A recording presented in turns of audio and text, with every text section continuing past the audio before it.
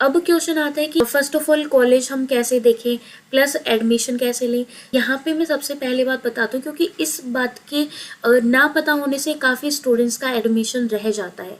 जितने भी NEET aspirants होते हैं उन सभी का एक ही उद्देश्य होता है, एक ही एम होता है, डॉक्टर बनना। But due to any certain reason, कोई भी रीज़न है उसकी वजह से आपका जो मार्क्स है वो उस हाइट तक नहीं पहुंच पाता है जहां पे आपको एमबीबीएस में एडमिशन मिलता है। तो उस सिचुएशन में क्वेश्चन आता है कि उसके अलावा क्या क्या ऑप्शंस हो सकते हैं, राइट। सिंस हमारा उद्देश्य होता है डॉक्टर बनना, तो एमबीबीएस के अलावा भी देयर आर सर्टेन कोर्सेज जिनको परस्यू करके आप डॉक्टर बन सकते हैं और एक बेहतरीन डॉक्टर बन सकते हैं अगर आप उसी लगन से अपनी मेहनत जारी रखें। ठीक है, तो नाउ द क्वेश्चन इज कि अगर हम दूसरा कोई भी कोर्स ऑप्ट करते हैं, क्या उसके फ्यूचर में करियर अपॉर्चुनिटीज हैं?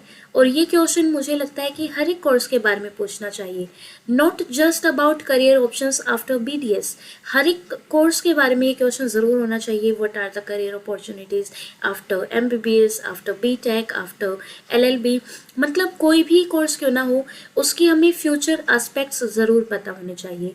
तो yes, hello everyone, welcome to all of you on my YouTube channel. जितने भी नीट एस्पिरेंट्स हैं उन सभी के लिए, क्योंकि आपकी बार कट ऑफ बहुत हाई गई है, तो इसीलिए मैं ये वीडियो आप सभी के लिए लेके आई हूँ। क्योंकि मेरे पास बहुत सारे इंस्टाग्राम पे आप सभी के मैसेजेस आए हैं कि मैम मुझे डेंटिस्ट्री करनी है, बीटीएस में एडमिशन लेना है, कॉलेज के बारे में बताइए, कौन सा कॉलेज हम ले सकते हैं या फिर कैसे एडमिशन ले सकते हैं, ये सभी प्रोसीजर्स। तो पहले पार्ट में हम डिस्कस करेंगे कि आप एडमिशन कैसे ले सकते हैं, और सेकंड पार्ट में हम डिस्कस करेंगे what are the career opportunities after BDS. पर हाँ, जल्दी जल्दी करेंगे। तो फर्स्ट ऑफ ऑल यहाँ पे यूट्यूब चैनल आप देख सकते हैं, अगर आप चैनल पे नए हैं तो चैनल को नीचे सब्सक्राइब जरूर कर ले, and also press the bell icon so that you can get all the notifications. App है हमारी प्ले स्टोर पे डेंटल एम्पायर नाम से, एंड इंस्टाग्राम पे हमारा पेज है डेंटल एम्पायर, जहाँ पे बीडीएस के बाद आपकी जॉब्स अपॉर्चुनिटीज आती हैं वो वहाँ पे डेली अपडेट होती हैं। नाउ यहाँ पे बीडीएस के एक बार करिकुलम के बारे में देख लेते हैं। This is under graduate degree. इसके बाद अगर आप मास्टर्स करना चाहते हो तो उसका नाम होता है MDS, masters in dental surgery. BTS की फुल फॉर्म होती है बैचलर्स इन डेंटल सर्जरी। ठीक है, ड्यूरेशन इसकी 5 इयर्स होती है, जिसमें 4 इयर्स आपका एकेडमिक्स होता है, यानी कि आपको एग्जाम वगैरह, थ्योरी, प्रैक्टिकल जितने भी होते हैं देने होते हैं, प्लस 1 ईयर आपकी कंपल्सरी पेड इंटर्नशिप होती है। कॉलेज की तरफ से आपको स्टिपेंड दिया जाता है, 1 साल की आपकी प्रैक्टिस चलती है। ठीक है, एलिजिबिलिटी 12th में आपको पहली बात तो PCB होना चाहिए, बायोलॉजी होनी चाहिए विद मिनिमम 50% मार्क्स। ठीक है ना, तो नीट 2021 इस बार हुआ है। एवरेज को इस कोर्स की जो फीस रहती है वो अगर गवर्नमेंट की बात करें तो 40,000 पर एनम भी चली जाती है। अगर हम सेमी प्राइवेट की बात करें तो वहाँ पे 2.5 to 3 लाख पर एनम चली जाती है। और अगर बिल्कुल डीम्ड यूनिवर्सिटी है, एक तो what is the difference between semi government and deemed university.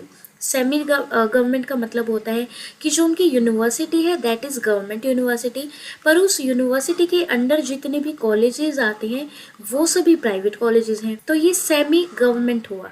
ठीक है, अब डीम्ड कौन सी होती है? जो यूनिवर्सिटी होती है प्राइवेट, ठीक है, उसी का कॉलेज है। अगर ये प्राइवेट कॉलेज है अंडर गवर्नमेंट यूनिवर्सिटी, कल को अगर ये कॉलेज खुद की ही यूनिवर्सिटी बना लेता है, इससे जो गवर्नमेंट यूनिवर्सिटी थी उससे कनेक्शन तोड़ के खुद की ही यूनिवर्सिटी बना लेता है, इसको हम कहते हैं डीम्ड यूनिवर्सिटी या फिर डीम्ड कॉलेज। ठीक है, जिनकी फीस ऑफ कोर्स बहुत हाई जाती है, that is around 5 lakh, around 4 to 5 lakh per annum चली जाती है। तो ये सभी बातें, ठीक है ना। नाउ एवरेज सैलरी हम आगे वैसे तो बात करने ही वाले हैं, जितने भी एम्प्लॉयमेंट एरियाज होते हैं, अपॉर्चुनिटीज होती हैं। तो बेसिकली एक सबसे पहला जो क्वेश्चन सभी का होता है कि इसमें बीडीएस करते ही लोगों को बहुत कम सैलरी मिलती है, लाइक दैट इज़ अराउंड 10,000 और 20,000। तो सबसे पहला मेरा ये क्वेश्चन होता है कि क्या आपको काम आता है? अगर आपको काम ही नहीं आता है तो हाउ कैन यू एक्सपेक्ट कि यू शुड पे मोर? अगर आपको कुछ भी नहीं आता है, रूट कैनाल ट्रीटमेंट आपको नहीं आता है, रेस्टोरेशन अच्छे से नहीं आती है, तो आप कैसे हक जमा सकते हो कि मुझे अच्छी सैलरी पे पैकेज मिले? तो फर्स्ट ऑफ ऑल आप एक्सपीरियंस गेन कीजिए, प्रैक्टिस कीजिए। जब आपके अंदर कॉन्फिडेंस आ जाए तब देखिए बिल्कुल सैलरी भी बढ़ेगी, कोई दिक्कत वाली बात नहीं है। I know very renowned dentist जो मतलब they earn around 1 to 2 lakh per month. तो ऐसे भी है, ऐसा नहीं है कि काफ़ी सैचुरेशन है और something like that, but this all depends on you कि कितना आप मेहनत करते हो। अगर आप ये सोच के आ रहे हो कि एमबीबीएस में नहीं मिल रहा है तो मैं बीडीएस में ले लेता हूँ या फिर ले लेती हूँ, बीडीएस में तो काफ़ी कम पढ़ना है, कम पढ़ने को मिलेगा, तो ये मेरे लिए थोड़ी कन्वीनियंट भी रहेगी, तो ऐसा बिल्कुल भी नहीं है। Let me clear this thing first of all. जितने आपके first second and third year में जितने भी आपके एमबीबीएस में सब्जेक्ट्स होते हैं वही आपके बीडीएस में भी होते हैं, ठीक है। फॉर एग्जाम्पल एमबीबीएस में फर्स्ट ईयर में biochemistry, physiology and general anatomy, ये 3 सब्जेक्ट होते हैं।